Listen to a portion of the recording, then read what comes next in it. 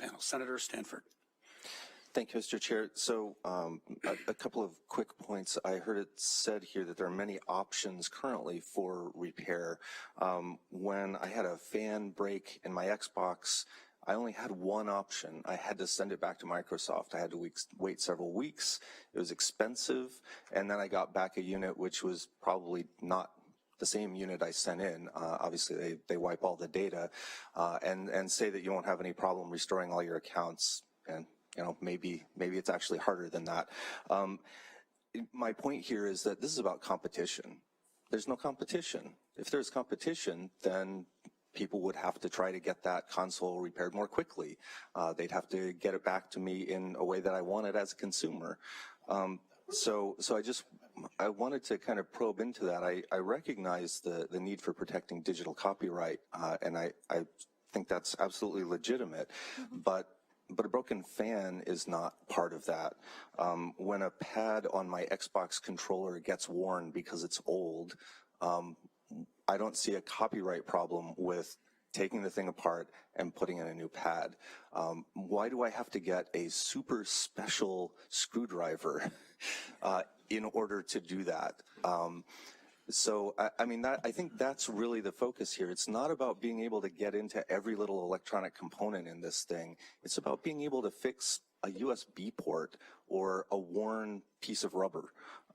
So could you talk about that? Briefly, please. Senator, we recognize that this is an issue that many members of this body are concerned about. And we do look forward to having more robust conversations about this. Simply passing this legislation, we think, is ill-considered. We would like to have more robust conversations. I believe that we get to have that opportunity with some of the conversations that a number of us have had earlier this week. And your comments will be taken into serious consideration as we go on with that. But at this point, this is not something that we think that this committee nor the legislature should move. Other questions? Senator Ericksen. Thank you, Mr. Chair. So I'm trying to understand your issue. So there's a copyright issue. There's like a intellectual property rights issue. Is that your main concern? And do we have any examples of this being a real threat where repair shops have pirated, proprietary information and stolen it and tried to sell it to other places? I'm trying to understand your issue, because I'm kind of with these guys. I'd much rather, I got 3 layers with my car. I thought the car example was excellent.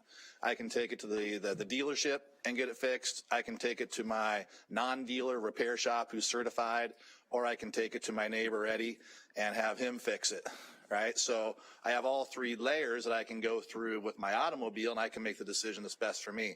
So unless you guys can show like a real risk to copyright infringement and digital theft, privacy, those types of things, I don't really understand why we wouldn't let everybody have a crack at fixing my phone when it breaks instead of me having to go. Everybody has a horror story on this, I guess. I don't even have an Xbox. I don't know what it even looks like. But when I take my computer, and it's the same thing. It's like, well, can't fix it, got to send it in, got to buy a new one. So is there? That's the part I do understand, if you can prove a real threat to your intellectual property. I'll just briefly address this. Thank you for that, Senator. I do want to say our products that my technology companies are working on are meticulously designed, and they are using the highest caliber parts. And I would love to follow up with you and have some of them sit down and sort of walk through the process that some of these devices take. It's a lot different than when we're just replacing the battery in our remote controls, although those are also becoming increasingly complicated, and I understand that. So, but I do take that concern very seriously, and I'd love to connect you with some of my companies after the committee. Okay, final questions. Senator Liias. Thank you, Mr. Chair. Just building off the ranking member's question, do I own this phone? I mean, it sounds like when I buy it, my intention, my understanding was I pay you money, it's now mine. But it sounds like there's some lasting commitment where, am I renting it from the company? Like, why do I have some obligation back to you? If I go buy a pencil at Office Depot, they don't like come tell me how I can use my pencil or where I can take my pencil. I get to do whatever I want with it. Why is it different? Especially because my iPhone costs a little bit more than a pencil at Office Depot does. how is this relationship different than when I buy other products in the marketplace? Senator, clearly there are a lot of issues that we need to walk through. What I will say is that that supercomputer that's in your pocket, which you say is an iPhone, there's a warranty that goes along with that, and there's an authorized network of people that are that we have vetted who know how to repair that phone and do it under warranty so that you can still feel confident that what you're getting back is a phone that does not have TikTok put onto it, doesn't raise some of the data privacy questions that I think this very committee is wrestling with right now, and things that I think that when you get that back, you should feel assured that you're not going to have some kind of a compromise in that particular device that's in your pocket. So there are some, I absolutely actually agree with Senator Rolfes in that we should be educating our future students to create the cobblers of the future, which is digital technology. I happen to have an opportunity to be at the Consumer Electronics Show down in Las Vegas this year, and what's coming your way is really quite amazing.